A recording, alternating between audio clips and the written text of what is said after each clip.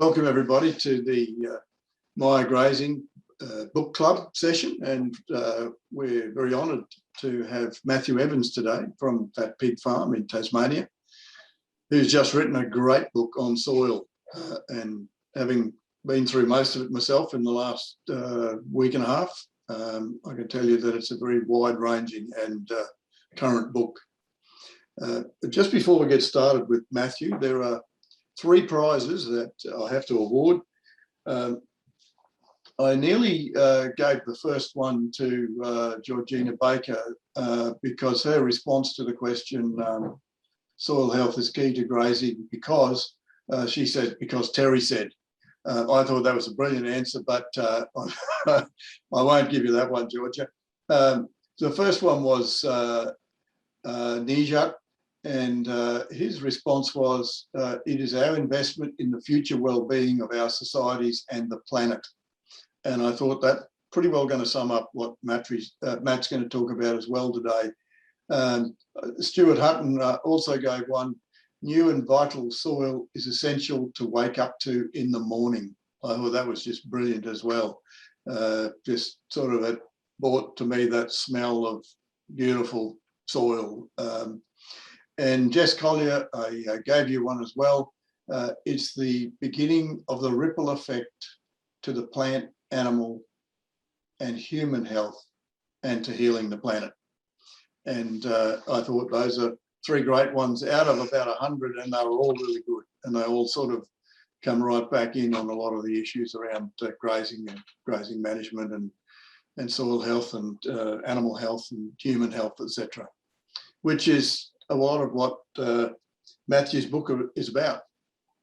Matthew, I've attempted to write a book, and I know that there's lots and lots of time goes firstly into reading, then into drafting, then into redrafting, and then into editing, and it's a very, very intensive process. And you've actually covered a really wide range of topics in your book. So what prompted you to spend that much time and that much commitment? There were a couple of things, Jerry. I guess one of them was I'm interested in soil. Like I wanted to know what this stuff was beneath my feet. I wanted to know why one patch of my garden was doing better than another. Why one of my paddocks or part of my paddock is doing far better than another. So I was interested from a grower's perspective. I was interested because my garden, every year that I tend to garden, the produce from that garden tastes better, even though I grow the same variety of carrots, I get the same sunlight, pretty much the same rainfall, the same basic structure of the soil. I mean, essentially the same soil in the garden, but my products are getting better. And the other thing was I had lockdown and then a lifting accident at work. So I had a lot of time off. So I couldn't cook and I couldn't farm as much as I would have liked. And so I spent that time obsessing over soil and going down little rabbit holes of how cool soil was. And so when you know, those patches that are different and so on within your garden and within your paddocks, what conclusions did you come to? What did you actually discover for the reason, some of the key reasons for those differences? Yeah, the main reason is biology. So the reason why one part of my paddocks is doing better than another is generally because there is more life within the soil. Now, why is there more life? Maybe one part is more compacted than another. Maybe one area has been, we live in an old orchard, so maybe one area got a lot more sprays and chemicals because it was underneath the apple trees. And so, but what it appeared to be to me was biology, and when I read into it, it seemed to be, that was the key to why I can have a difference. Within one garden bed, a 15-metre long garden bed, I'll see the broad beans tall and then short, tall and then short in stages, and all the same variety, all put in on the same day, all got the same little dose of compost when we put them in, all get the same fermented comfrey and seaweed, and why the difference. And it seems to be the life within the soil, and why is it different? Probably because of something historic, and that's evening out over the years. And what we're finding is that everything is getting much more even across the paddocks, across the garden beds. And what are some of the things you're doing to even it out?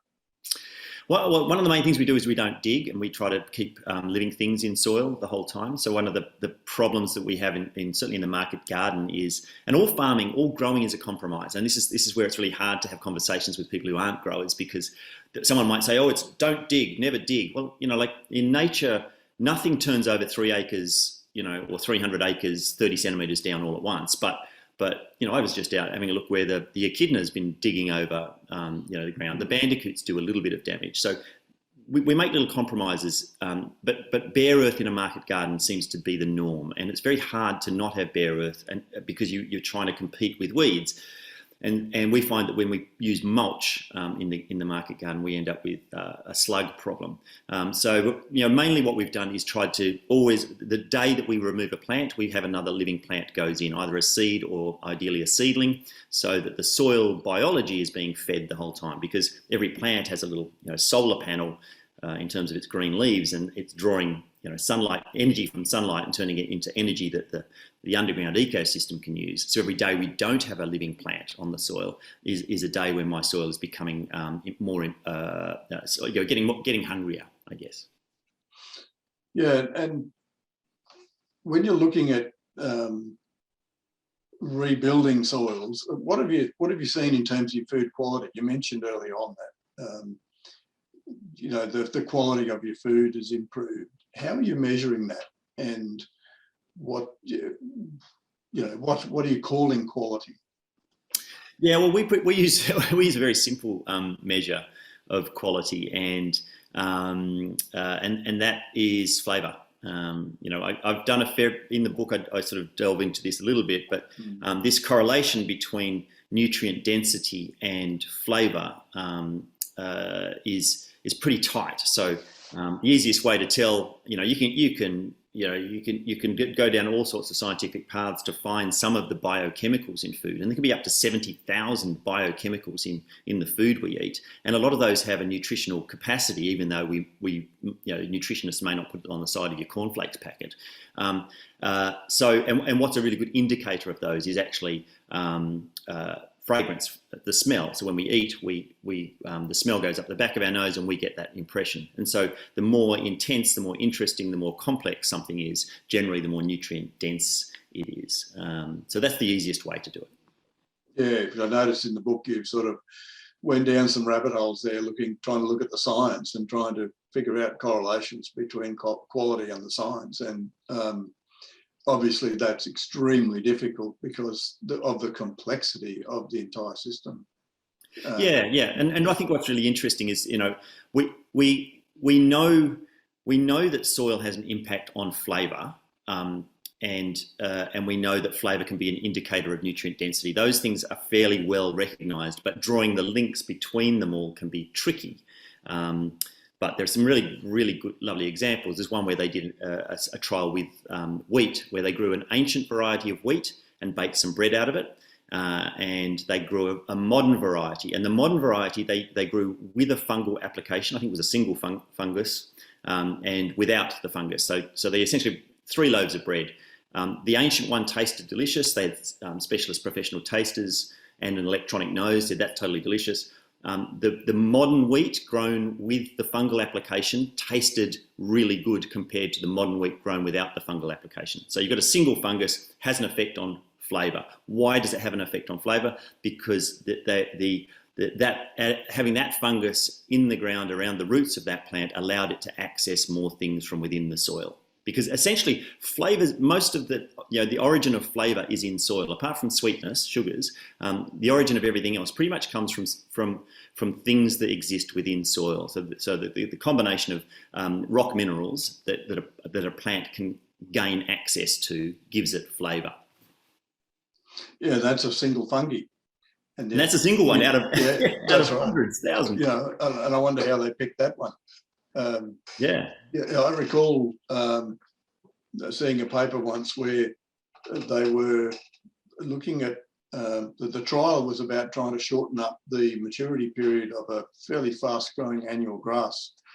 And so they grew several generations, and each generation they selected the earlier germinating or early maturing plant. And And over about 6 or 7 generations, they actually moved the maturity period forward a month on this particular grass. Then they took some of the original seed, which had the original maturity pattern, and put it in the soil where that early maturing plant was growing. And lo and behold, that later maturing plant matured early, which showed that it was nothing to do with the plant. They weren't actually selecting the plant at all. They were selecting the biology within the soil to get the plant to do what they wanted it to do.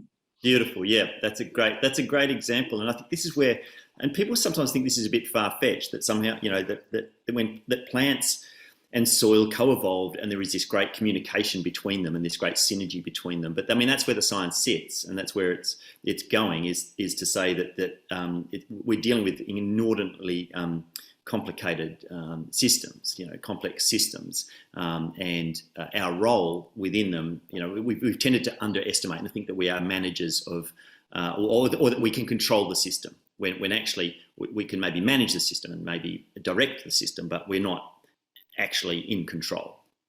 No, not by a long shot. The language I use is actually intelligence, that the intelligence in soil and that soil-plant relationship, the soil-plant biology relationship, is incredibly intelligent. And, you talked a lot about the exudates and the molecules that are attached to exudates, which then communicate with the biology. And, the plant has the ability to ask that biology to bring it back what it needs in the hour in which it needs it. And so, if we think we can replace that level of intelligence, we got another thing coming. Yeah, and this is this beautiful thing. And I think a lot of people are talking about the wood wide web in terms of wood, like from a tree, and that trees communicate generally quite often through fungal networks. They can feed younger trees when they're getting old, and they can send messages when they're being attacked. And that's beautiful. But I think often it's forgotten that this happens in grasslands and rangelands, and it happens with shrubs as well. This is not isolated to trees. This is a beautiful interconnected communication thing. And I love the way you described it as intelligence, because it is, it's intelligence maybe that's different to ours, but doesn't mean it's not intelligent. And the fact that it happens and is perhaps incomprehensible at the moment, and maybe always will be, is a thing of wonder. It is, and I guess it's our sort of reductionist approach to things, and we want to try and understand it and then control it and do stuff with it. And I remember Professor Stuart Hill saying once that there are 3 sorts of ways to look at something. There is simplicity, and there's complexity. And I think what science is trying to do is understand complexity. But then he says there's profound simplicity, which is the other side of complexity. And I think if we can sort of understand what we need to do to get out of the way of destroying or harming our biology, and what we can do to get in the way of helping it, that's the best that we can understand. If we can bring that to simplistic, approaches such as, biology and having living plants, etc., growing all the time. Yeah, look, and that's the thing, I guess. We know that in a teaspoon of healthy soil you can have up to 10 billion living things, and someone described to me the other day about some cultures, when they count, they go 1, 2, 3, a lot. Because does it matter if there's 2 billion living things or 10 billion in a teaspoon of soil? The fact is, there's a lot of them in there, and 98% of what lives in soil is unrecognised by science. So we kind of know it's there because we can do DNA analysis, but we don't know precisely what it is and what its role is and how it interacts. And so, will we ever understand it? Possibly, but I guess part of the thing as growers or as people, in terms of managing soil, is that I think it's having the humility to say, well, we may never understand it completely, but that doesn't mean we can't manage it and we can't nourish it and we can't care for it. It just means I describe it in the book as, it's really complex, but it doesn't have to be complicated. And I think that's, you can make it as complicated as you like, and our farm is particularly complicated in some ways because we're trying to manage soil, but there are ways to make it relatively simple and let the complexity of soil take care of itself, because it is a self-managing super organism. This is the thing, I guess, the beautiful thing that I realized when I was writing the book, is we're dealing with something that is, it's been around before we arrived and will be around after humans have gone, and it is self-managing, and it is a super organism. So it kind of knows what to do, but we can give it direction to get what we want from soil in the meantime. That's correct. Yeah, it's highly intelligent. Yeah. A colleague of mine in the US who's a soil microbiologist has been looking at really at compost and different types of compost. And you've probably come across the Johnson Sioux compost at some stage. David Johnson. And what David's has shown is that when a physiologist looks at a plant, they can actually determine its potential photosynthetic capacity. And most conventional crops we grow today, whether it's a pasture or a crop, we're using about 10 to 15% of the photosynthetic capacity of a plant to produce. And by working with the biology and compost, he's actually taken that up now to 55%, which means the yield on the crops that he's growing is 5 times the dry matter yield that it was. But the amazing thing is not just the increase in yield, but it's the speed with which plants grow. So, we don't always have sunlight, we don't always have moisture, we don't, always have the right temperatures. So if our soil is really healthy, the plants can take off and really produce very, very quickly, but produce really good quality stuff, even though they do that fast. Yeah, wow. Yeah, and I think that's that beautiful thing that when you realise that each little plant is, it is every photon of the sun's energy that doesn't hit a plant is lost forever in terms of energy, pretty much. And so every time it can hit the leaf of a plant, and if that plant can use more of that to create sugars out of carbon dioxide and water, create carbohydrate out of thin air. It's this beautiful, magical thing, and it's how nature works. But we can channel, I guess, and I love that example with being able to get up to 5 times as much photosynthesis going on, because that's the origin of usable energy on land, is photosynthesis. It is, yes. And I just had somebody write to me today saying, well, if we go into regenerative farming, does that mean that we're going to produce less food? I think it actually means the opposite. That if we get the biology right and our soils right, we can actually produce a lot more for a lot lower cost and with a lot less risk. Yeah, and that's I guess when I was getting interested in soil, and the book that I wrote is, it's really interesting. I've been chatting to farmer groups and grower groups, but chatting also to the general public. And the idea is the book is is to get the general public excited about the idea of soil. But I guess what happened when I was researching and reading about it was suddenly realizing how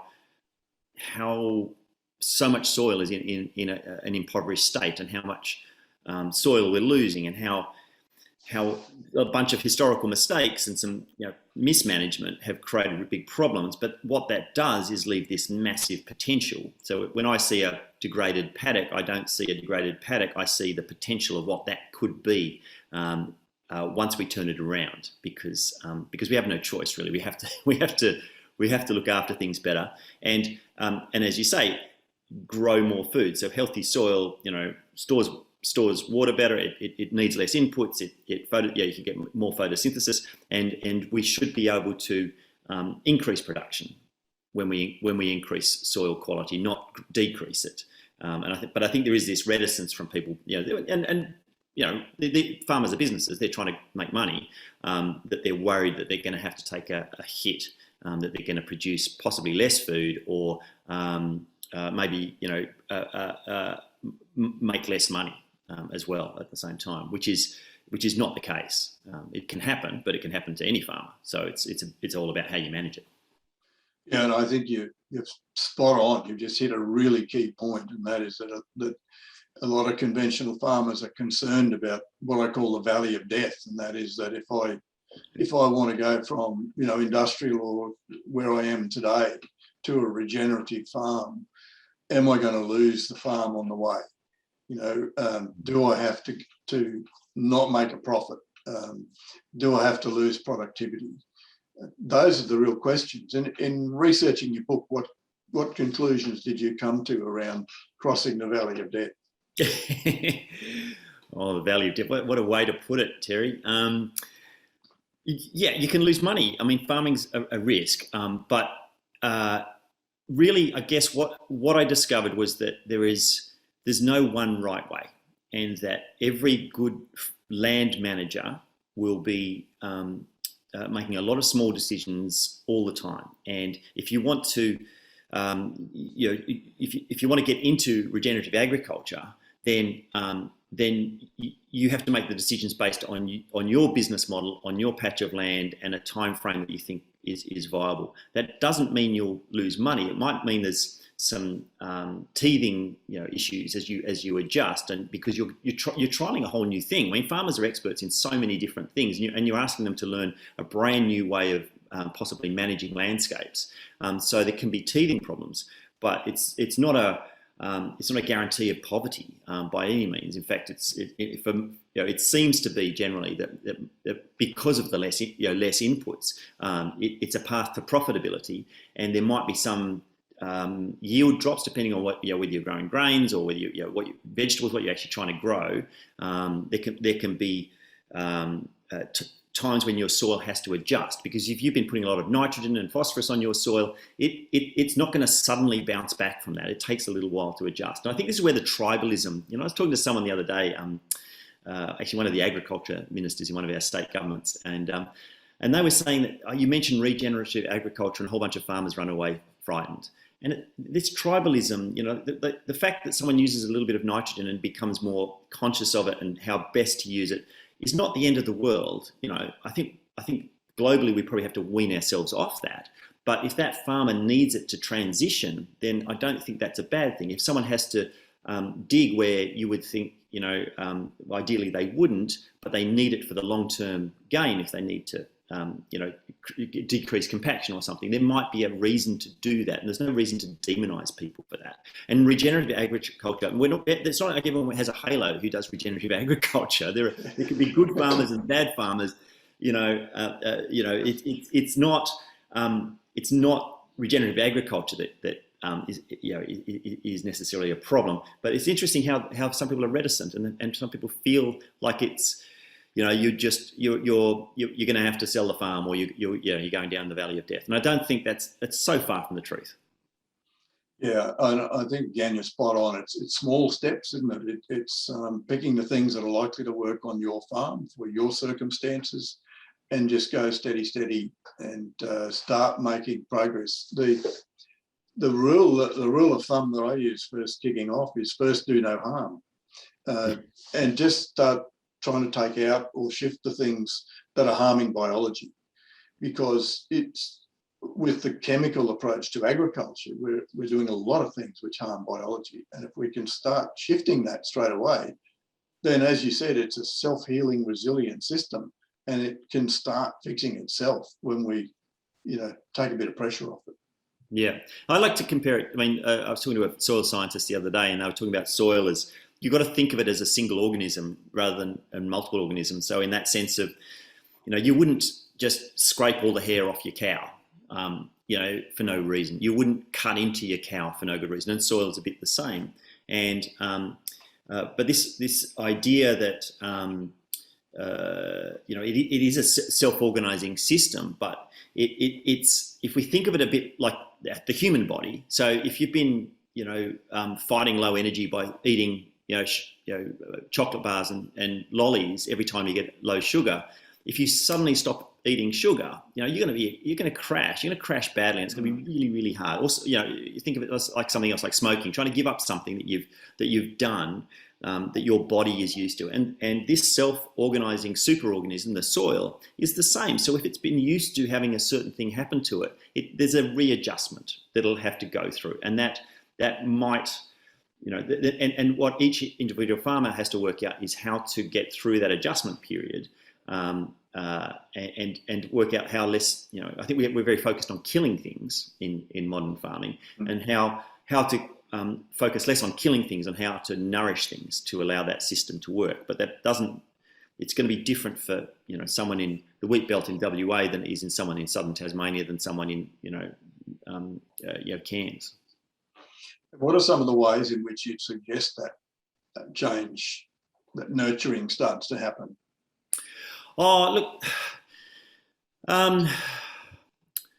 yeah, that's a really good question. I'm not, we only farm our own little place, and I'm no expert in a lot of this. But I think that the main goal, what I'd like to see is, I guess, the beginning steps are, can you see bare earth anywhere on your property? That's a bad thing. Can you see a diversity in plant species? Because that's a really important thing, and that can be grasses, shrubs, trees. It can be all sorts of things. Do the creeks running through your property? Are they brown or are they clear? Are you actually physically watching your topsoil run off your property? And they're I guess those starting points. And then after that, I think it's that questioning of, okay, so I've got a single shovelful of soil is more biodiverse than the entire Amazon rainforest. There are so many things. There can be up to 10 kilometres of fungal hyphae in a single teaspoon of soil. Like, this crazy stuff. The numbers blow your mind. But if you think of it as living, then soil is living. So then you question, well, what does it eat? It eats. It's fed sugar from living plants, or can eat dead plants. So how do I not kill it? I need to keep it moist. I need to keep. I need to not kill everything on the surface. So ideally, not spraying with a herbicide. If you need to use a pesticide, why are you using it? Is that going to be good for soil in the long run, or is it just a temporary fix? Is it an aberration, or is it going to be an annual thing? And every time, just question your actions. And I think that's a beautiful, healthy thing. I don't think it's a negative at all to question yourself and to say, well, hang on, this is a living thing. What am I doing to it? Is it going to be good for it? Is it going to be bad for it? And if it's going to be for it, what's going to happen in the long term? And don't think in 5 years, don't think even maybe in 50 years, maybe think in 500 years. Can you do what you're doing to your soil for 500 years? And if the answer is no, then within a couple of years, you have to change it. You have to change it, because soil is a limited resource, and we're running out of usable land. And what we have to do is nourish the land that we've got, and hopefully bring back some of the land that we've lost. Are you suggesting then that the first place in which we go to change soil is between our ears? Yes. Yeah. Well, that's, yeah. Like it, and it's the reason I wrote the book is because people think soil is really boring, right? One person said to me, "Oh, soil, that's as sexy as colon cancer, right? You're not going to make us love soil." And I was like, well, like, colon cancer has nothing to recommend it. Soil provides over half the antibiotics used in human medicine. It filters our water. It provides 98% of the calories that humans eat. Soil has microbes in it that create happy hormones in our brain. There are things created in healthy soil that pass straight through our gut into our bloodstream, into our brain, that have anti-dementia effects. Like, soil is our friend. And I can't make it sexy, but a young Regen farmer in a university club the other day, he said, "Look, yeah, you haven't made it sexy, but you've made it a bit of a rock star. You've made it the Keith Richards, But you have to tell the stories of soil, and you have to get people interested in soil. And your average person just goes, soil, it's just dirt. It's under my nails. It's on the spuds. I get in trouble if I walk it into the house. They don't think of it as this fundamentally vital life force that does so much for us. And my aim is to reframe people's brains, whether they live in the city or live on 1,000 acres. But certainly, if you want to actually change soil, you have to change what's happening in here first, because it's how you frame soil that matters, because you're the one making the decisions, and you're the manager of that patch of land. In fact, though, there's almost a direct link, isn't there, between the soil and the colon, in that the soil microbiome has a huge impact on your plant microbiome and your food microbiome and your own gut microbiome and your own health. So Yeah, I've been doing a little bit of work. I did a little bit of work with a charity called Mothers Babies, and their aim is to work out how to give newborn children the most robust immune system possible, and that can start with the father pre-conception. But the big things generally are natural birth and breastfeeding. But we now know that access to soil in the first few months of life are absolutely vital for inoculating your immune system.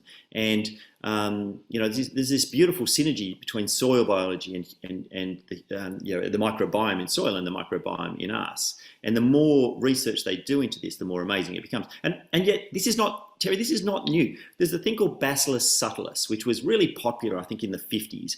And if you had gastrointestinal troubles, and before antibiotic use was sort of wholesale, they used to give you this. And this is a bacteria that exists in healthy soil. It exists about 10 times more per gram, or 100 times more per gram, I think it is, in the human gut. And they would give it to you to alleviate gut problems. So we've known that soil bacteria can be useful in terms of human health and particularly the gut for a long, long time. And now we're beginning to discover just how important. There's one called Mycobacterium vaccae, which can prevent in animal studies allergic asthma, but it also has an impact on they think on irritable bowel disease. This is a very common soil bacterium that exists in all healthy soil. That they're finding has amazing effects on our body. And so, yes, there is this very close connection between soil health and gut health and human health, and our gut obviously connected to our brain, so mental health.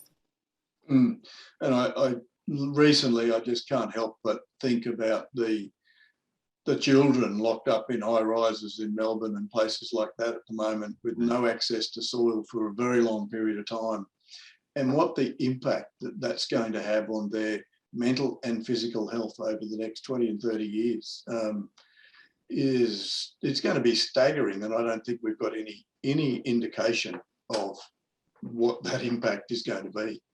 No, and I think and I think that's one of those things that we'll probably find is that, there'll be some kind of curve that'll, flatten or rise or something, in terms of especially allergic diseases, autoimmune diseases.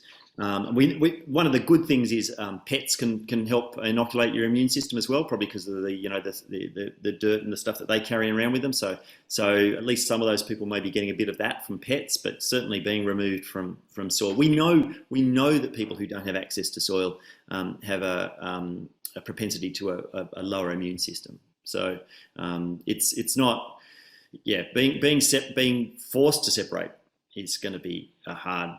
It's going to be hard for some people to make it back. But the good thing is, once they get back out, hopefully they can, their immune systems will be inoculated. Can build it up again. Yeah. One of the things that I find is controversial, at least in the regen ag space, is this conflict between inputs or fertilizer type inputs or any sort of chemical input and biology. And how do we balance those two? What did you discover about that sort of process and conflict in researching your book? Yeah, and this is a really interesting one because there is. I was talking about the tribal nature before, and some people are just like, you can never have artificial nitrogen, and other people are like, I can never give up artificial nitrogen. Look, there are. Look, I guess the problem comes is that certain things, and certain artificial nitrogen, a nitrogen fertilizer, is inherently bad for soil. Like it's like kryptonite for soil. So what it does is it can actively kill soil biology. It can starve soil biology, or it can weaken soil biology. But at the same time, it poisons waterways. It damages the ozone layer. It creates acid rain. It's got and nitrous oxide, which is 300 times more global warming than carbon dioxide. So it's kind of a bunch of bad stuff. And for me, I don't think we should demonize anybody because they use it. And it could be in some area where you want to get vegetative growth. So you want to get that green living plant to get big enough to be able to to be able to chop it down maybe and then feed the soil, that you might use a small amount in a transition phase or whatever.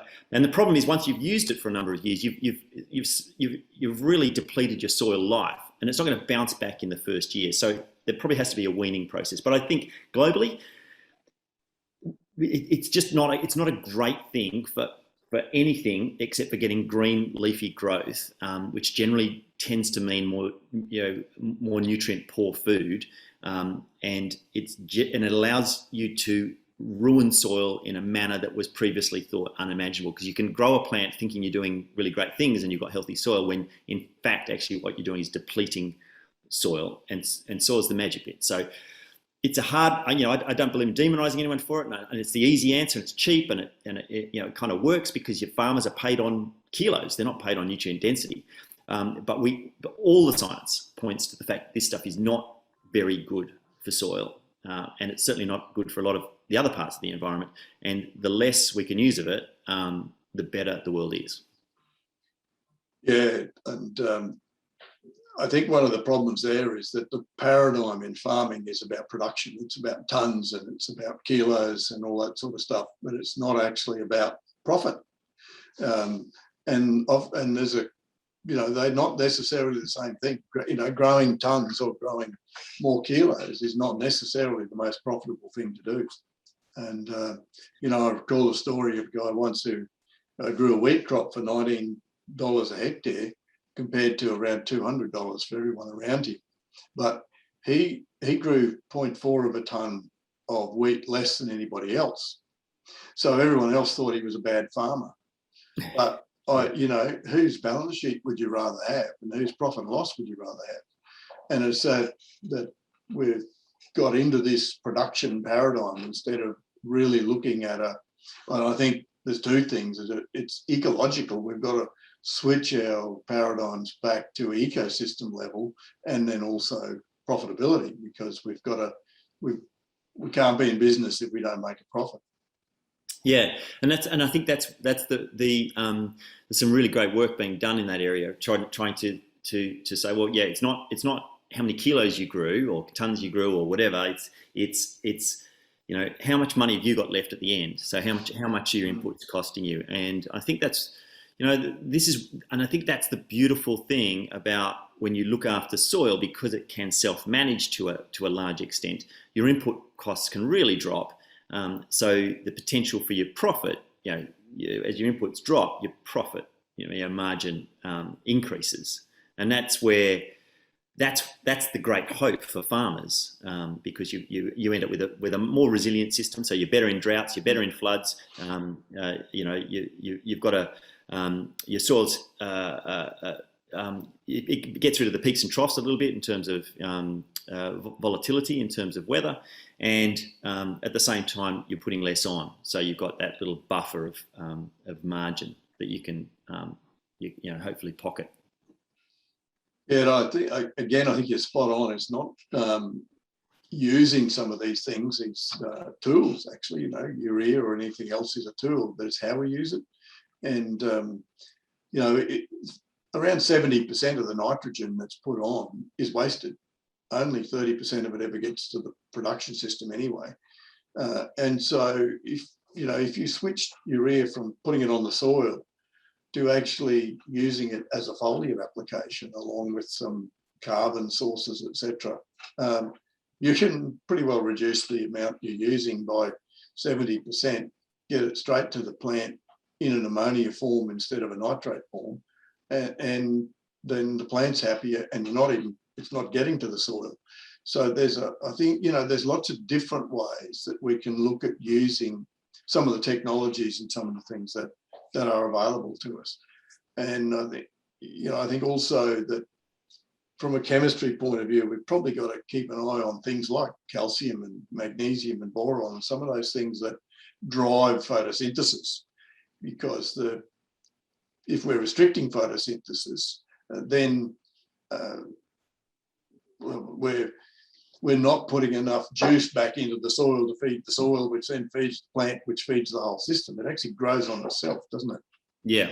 And I think this is where precision ag is pretty cool. The way they're able to utilise nitrogen is becoming much more targeted, much more specific. So if you're still using it and you still need to use it, like you say, buying something to essentially throw 70% away, but not even throw 70%, essentially escapes into the atmosphere and into the environment, which is not a good thing for the atmosphere or the environment.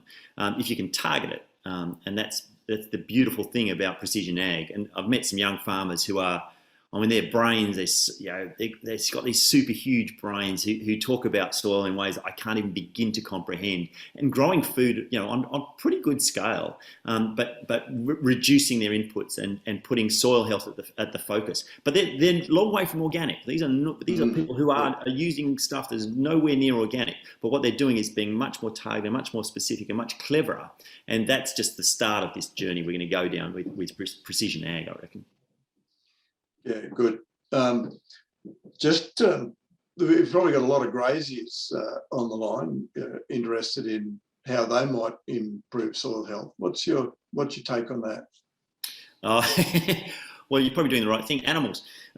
Look, this is the really interesting thing. I wrote a book on meat, the ethics of eating meat, a couple of years ago, and the soil book was sort of born out of the conversations I was having with people about the ethics of eating meat. When you're having conversations with people who are like who are saying, well, you can't, having animals to eat them is inherently wrong, and I was thinking about soil. I was thinking, but how does soil cope if we don't have animals? And this is the beautiful thing. So a worm can move nutrients around a lot quicker than a bacterium can, but a cow can walk to the top of the hill and do a turd at the top of the hill and cycle nutrients much quicker than soil organisms. And so when you look at it, soil, plants and animals coexist. There's virtually no topsoil on earth that doesn't have some animal somewhere doing something. And we need animals on our farming systems. And the beautiful thing about grazing, I guess, and it does vary a lot depending on where you are and how you manage your system in terms of rainfall and the sort of plant species. But the beautiful thing about grazing is it takes cellulose. So cellulose, grass is made of cellulose. It's the most abundant carbohydrate, the most abundant sugar on earth, and it's not digestible by us. So it's kind of everywhere. And the beautiful thing is that grazing animals can turn that into something we can eat. And so we can use land productively to create, food that wouldn't, that would only otherwise grow grass. And so this lovely thing happens. So animals are really important in grazing systems. And generally, like I hang around with a bunch of market gardeners, and growing vegetables, like growing lettuce, is so super extractive. And it's the market gardeners I know don't think they can be regenerative because, unless you have animals in a system, it's very hard to actually provide the nutrient cycling that animals do. So clever grazing management, clever grass management, and I think importantly, having mixed ecosystems, so having forested areas and wooded land for microbats and all the other animals that come over your property, they're cycling nutrients too. So you may not realise you might plant a windbreak, but then you're suddenly getting birds who are flying over doing poo. The studies have shown that you can get as much nitrogen on your paddocks from rodents passing through doing a poo as you can from the cows grazing over the top. But you can see the cow poo, but you can't see the small poos. They call it the pepper shaker effect. So imagine microbats and small rodents, or around us it's all a lot of marsupials, all passing over your property, going from tree to tree, but they're going across your paddocks as they pass over, and they're all fertilising your ground. And this is the beautiful thing about grazing. And we know that grazing can improve carbon in soil. We know that grazing can create you can alter species diversity through grazing management, and all of those things are pluses for soil. So grazing done well and done in the right place can be a really wonderful thing for soil. All music to my ears, man. Well, I'm not banging on about that because, I know this is MaiaGrazing who's hosting this today, but I'm not doing that because of them. I mean, I honestly, I can see out my window cows on a paddock that has, this is an old apple country that you could never grow apples up there because it's south facing. And people have always, since they cut down the trees, the only way you can grow food here is to graze it on those patches of land on the south facing slopes. And so, I think this demonising of somehow that that people who grow plant products are wearing a halo, and and that people who have animals aren't saviors of our soil is a really misplaced, because we're all just farmers. We're all wanting to nourish the earth that nourishes us, but we also need to make a profit. And so if someone pushes the price down constantly, and won't I guess. Or if there are demands placed on us that mean we have to damage the soil, or that's too hard for us to produce the food. What do we have to do in the short term? We need to make money to stay on the land, and so the first thing we do is probably damage the soil in the short term, and you can't do that in the long term. No, can't afford to. We're coming up to full time, and I think there might be a couple of questions. I saw one earlier on pop up. Saying, how do we get the soil biology right? Well, that's going to be different in every place in the world. But I think what's really interesting is you can buy things that you can add to your soil, and they can be really super helpful, but they're limited in terms of number of species. But the beautiful thing is that soil microbes tend to be able to move, to migrate, so they can become airborne. So if you create the conditions for biology, generally the biology will come. So the first thing is to make sure you've got lots of living plants, you've got good organic matter or increasing organic matter in your soil. If you get water is hard for most people unless you're irrigating, but the less you can have evaporation, so the more you can maybe have windbreaks to stop evaporation or to provide shade. The condition, what biology wants, the same things we want: warmth, water, food, and a home. Don't destroy the home by don't dig. Water might be a bit hard to manage if you can't irrigate. Food is a living plant, and what's the warmth? Which is a little bit hard to manage. But as your soil becomes more biologically active, it will actually can be a couple of degrees warmer, especially in the colder months. Yeah, I think those four things: food, shelter, water, and air, are really critical to think about continuously, and keep questioning your own actions in providing food, shelter, water, and air to your biology. The next one, I've heard graziers say they don't have the money to put into regen farming. What on earth could cost so much that this is their barrier? Feels like there's a knowledge gap. Yeah, I think that's a knowledge gap, and I mean, there's. I've spoken to some young regen farmers who've been really ostracised by their communities, and it's very sad that other farmers feel the need to put them down when they're just having a crack and trying something a bit innovative for the area or whatever. Mm-hmm. The costs aren't prohibitive. There are ways to do it, and every patch of land is going to be different. But I think everybody can come up with an excuse if they're looking for one. Yeah, that's right. Another one, and this is a pretty common one. I've gathered a lot of information on this topic, and now I'm overwhelmed. Where do I begin? Oh gosh, I think really understanding that it can be as complicated as you want it to be, or as simple as you want it to be. So compost is a really good example. There can be up to a million biochemicals in compost, right? And you can research it forever and try to understand all of that, or you can just throw some things together, some carbon and nitrogen, and eventually it'll sort itself out into something that's beautiful to put on your garden. And because it will organize itself. And do you need to understand those million biochemicals? Most of us don't. That's for the people who research that kind of stuff. Generally, most of us would recognise a healthy ecosystem. We recognise a system in stress if you live on the land for very long, and try to focus on nourishing, not killing. So every time you have an option to do something on your farm or on your land, if you're looking at trying to nourish rather than annihilate, that's probably going to be a good thing. So less things that have, some of those herbicides and pesticides have amazing sort of Terminator style names because they want to blast things to oblivion. And I think we've done a lot of that, and mostly what we've done is blast soil to oblivion. So it'd be nice to be able to nourish soil a bit more. Yeah, good. You think if there was more regenerative, you think there would be more regenerative practices, or they'd be more accepted and utilised by producers if this advice was coming from agronomists? Yeah, look, part of the problem, it's a bit like studying nutrient density. No one wants to study nutrient density in food if they're a big producer, because it might show that their product doesn't have as much nutrient density. Agronomists need to make money, so they want to sell you stuff. And if someone's providing you advice that says, guess what, don't add anything, where do they make money? So the system is sort of geared to people to try and sell you something, sadly. Yeah, I agree. I think that the agronomists are actually a significant part of the problem.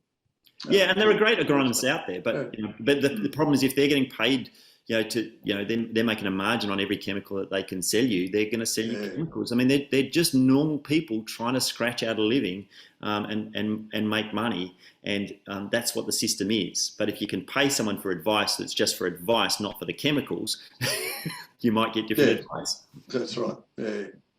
So how would you like to see food grown regeneratively marketed or communicated to consumers?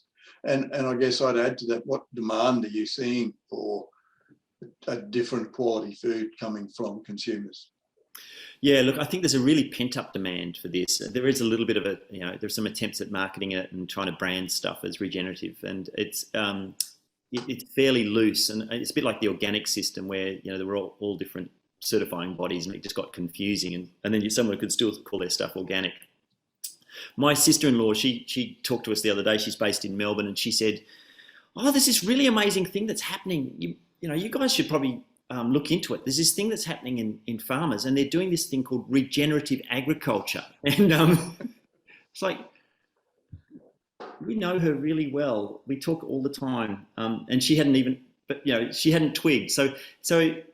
But it does mean it's filtering down and filtering out. Look, I think there's great potential there, but I think there's also the risk that, like free range could be seconded by vested interests. So I'm not sure how you protect it as an idea, but it needs to consider biodiversity. It needs to consider soil health, and it needs to consider the land that looks after us. And if we can come up with a system that does that and certifies that, then I think it is people will look for it and will pay for it, because the demand is already there. Yeah, I have a real problem with certification, because the certification is generally about inputs. What did you do to create something? To me, Regen Ag is about outputs and outcomes. Improve soil health, improve food quality, improve human health, improved animal health. All of those things, to me, more biodiversity, all those things, they're outcomes. And I actually think it's dangerous to define Regen Ag by what you do. I think it should be defined on what you create, by what you create. Yeah, that's a good one. And natural capital, people, a lot of people talking about natural capital as a way to do that. And I think that's a really good way to frame it. Yeah. Yeah, in fact, we've been approached recently by a couple of really large supply chains wanting to know how do they actually link back to regenerative farms, and they're using the language regenerative, and this is coming from overseas as well. And also I've had some significant talks recently with bank managers from several banks, like at that national level. And I guess one of the messages I've received in the last few weeks is that there'll come a time in the future that if a farmer is not farming regeneratively, there won't be a market for their product and there won't be money to prop them up. So the two big M's, market and money, is what's actually going to drive this. And so I think there was a question about where is Australia up to in terms of adoption of regen practices. What's your perception on that? Yeah, look, you'd know this better than me, Terry. I'm not across sort of the numbers in that sphere, but I do know that Australia's sort of leading the way. You'll find a lot of countries, if you have a lot of topsoil, you don't have to the imperative is less than probably in areas where there's not as much topsoil. So places like, parts of Africa, parts of Australia, some, a bit of America and South America are leading the way, because we have thinner soils, we have poorer soils, and we've lost half the topsoil on Australian agricultural land in 200 years. So we've lost half of the growing capacity of our land in 200 years. So and when you've only got 5 centimetres, you lose half of that. It's, you notice that if you're in Holland, you've got a metre and you've still got half a metre, you can still grow crops. So yeah, I think we're punching above our weight. I think we are too. My perception is that in the grazing industry now, there's probably 5 to 10% of landscape that's at least rotating in some reasonable fashion, and there's a lot more, probably up to 50%, that's doing some basic rotations that could be doing more harm than good, but they're certainly heading in the right direction. So I think that the grazing industry is on the pathway, and I suspect that as the international supply chain start to demand stuff that's grown either sustainably or regeneratively, that will accelerate. I suspect by 2030 we'll see quite high adoption rates in the grazing industries. I think in the cropping industries, the broadacre cropping industries, we've got a long way to go. We're at the very, very thin edge of the real innovators at the moment, with a lot of people looking over the fence. I had a guy say to me last week that I'm a conventional grower, and I look over the fence and I've got a neighbour who's a Regen grower, and his property just looks untidy. It just doesn't look as productive as mine. And I said to him, well, I think I'd rather his bank balance than yours, and I would rather his risk profile than yours. And I think that's one of the things that conventional farmers want, things to be tidy, whereas once you start adding biodiversity and you go down a regen path, it's nowhere near as tidy. Yeah, by definition, biodiversity is messy. Yeah, that's right. So I think we're sort of running, we're over time. Where will people get hold of your book, Matthew? Oh, I don't know. There's an audio book, so you can hear me. You can hear my nasally voice bang on for like 8.5 hours about soil through wherever you get audio books. But bookstores should have them. They're a little bit tricky to find at the moment, but it's out and about. It's called Soil. It's hard to remember the name, but it's about soil. So. And is there any really key sort of message that you want to impart before we pull up? But from obviously there's a real depth of research that you've done to produce that book. Yeah, I think mostly what I hope is that people realise that every bit of soil matters. So it doesn't matter if you've got 5 acres, 5 square metres, 5 pot plants, or 5 million hectares. Every bit of soil matters, and what humans can do is this beautiful thing. We can build topsoil or we can ruin topsoil, but we know how to build it. We've got the technology, and so we should feel empowered and that everybody who has soil under their control can actually make the world a better place by building soil. That's a great way to finish, and all I can do is reinforce that. So saying the old paradigm that it takes 10,000 years to grow an inch of soil is not true. When you're using biology, you can do that in a few years. Exactly. Perfect. Yeah.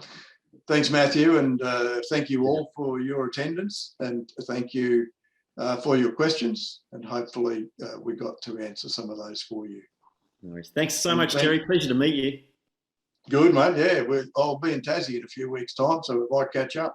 We're going to let you in.